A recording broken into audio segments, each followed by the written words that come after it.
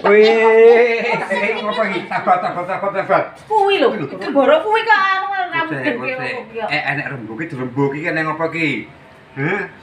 Lah iki goro-goro ki lek aku semua aku wis sudah aku.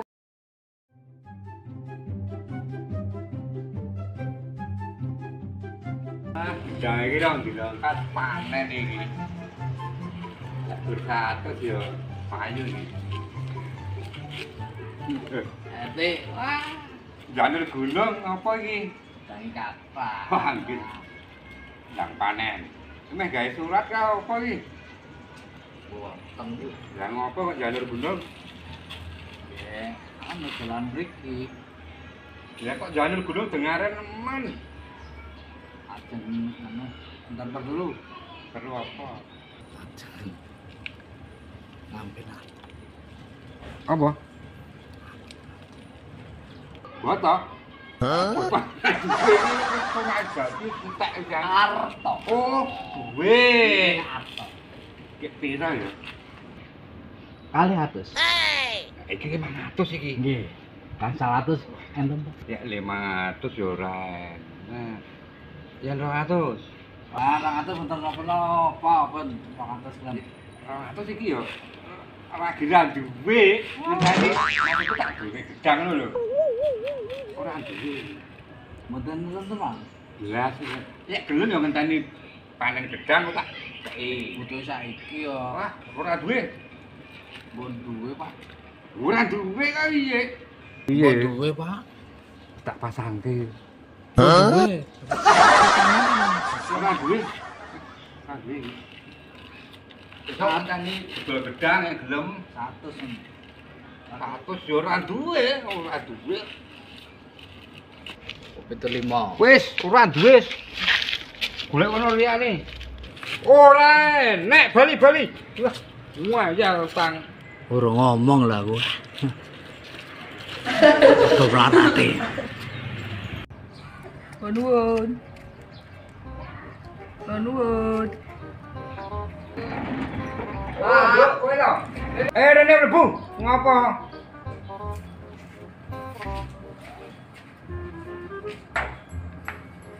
Rene, ngopo lho? Ora nek wedange iki. Piye ngopo? Ini lho, Pak. Aku ke jane arep nyilih duit. Ya iki mau kabeh-kabeh kok ya butuh duit to. Lah kek pira? Butuhku 1.500.000, Pak. 1.500.000. Ora enek 1.500.000. ATM ini gorisine guru 1 juta e. Gapi gelem ora? Jane iki ya butuh 1.500.000, Pak. Lah, enek 1 juta iki. Ya ora apa-apa 1 juta sih, berarti jenengan utang aku 500. Wah, yo 500 gampang kok. Engko tak transfer sik. Ya. Ya. Kok tak kei nomor rekeningku ya, Pak. Oh iya, engko tak WA wis ben ndang bali yo engko tuluk Berarti ono. jenengan utang 500 lho ya. Iya, 500 ya, gampang wis.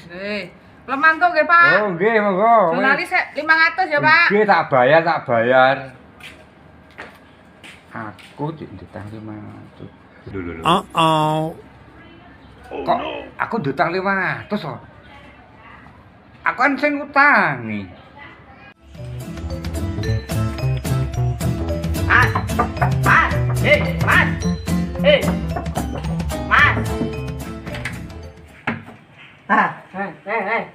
Iki wis jam iki lho. Wis jam iki ya. Telung sasi ora bayar.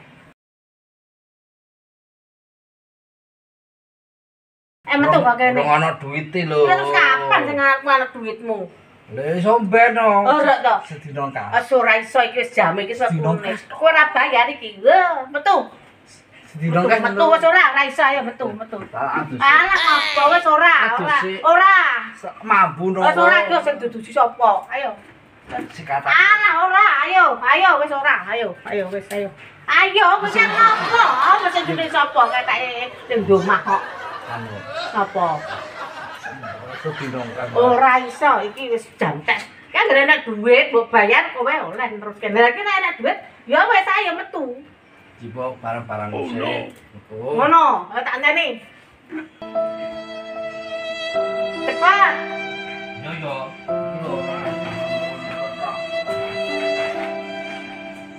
Apa sing digawa ki? Sikatan ora tok. Iki filmen. Dalane. Kana wis. Dino. Ora iso, wis kana wis. Dino. Ora iso, wis kana. Wis. Rondino. Wah, rong dino saya. Tok mandat kok sing di omah kok. Hah. Wis.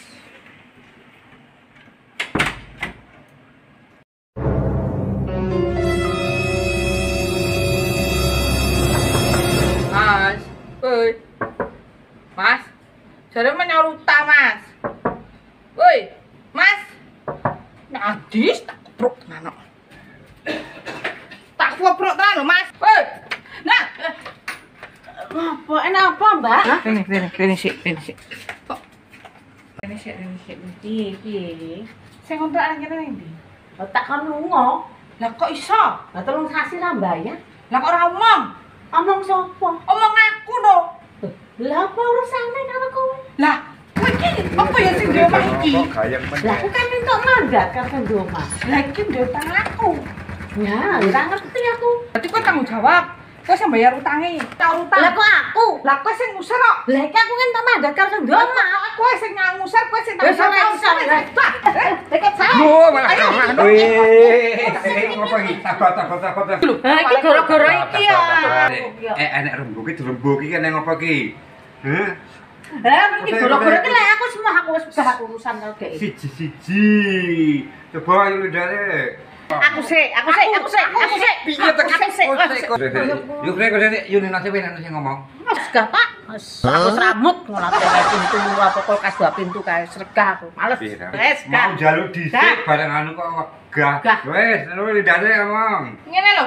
Iya, Iki lho, ngusir sing wong sing diutang karo aku. Lah ya piye no urusane kacau kabeh utang piutangku. Piye ta kowe sapa to yo? Kok ngusir-ngusir iki piye? Aku kuwi dikeki mandat saka sing di omah. Nek telung sasi ora bayar, dikon lunga sing ngontrak kuwi. Ora bener ta aku. Bener yo Nino, berarti wis salah le. Ini lho Pak, utangku kuwi ditku disilih kuwi 1 juta lho Pak. Lah dino iki det 1 juta kuwi baline dadi 1.250.000. Lah aku lak ya penak nomor det 250.000. Lah terus piye duitku 1 juta lho iki ilang layang lho. Iki berarti yo dudu rezekimu. Kudu diikhlaske, ya to. Larung kowe iki lho. Kok malah dadi rentenir iki ya ora apik, diikhlaske. Dudung rezekimu. Diikhlasne kowe tok ijol kok Gusti Allah. Aku iki ikhlas apa los wong sing tak silihne duitku. Lah duite sapa ki anu iki? Gini, ndek minggu aku lak nunggu to Pak, milih duit 1 juta. Oh, kalingan lho aku. Nah, duitmu 1 juta aku tak silihne karo sing ngontrak iki. Ya saiki aku ikhlas los no. Dadi, saiki kok kuwi duitku to? Sabar, Sabar. Ikhlas. Ikhlas, Pak, ikhlas. Ikhlas no wae, ikhlas. Ikhlas, Pak, ikhlas. Sayuto. Ikhlas, Pak, ikhlas sabar ya.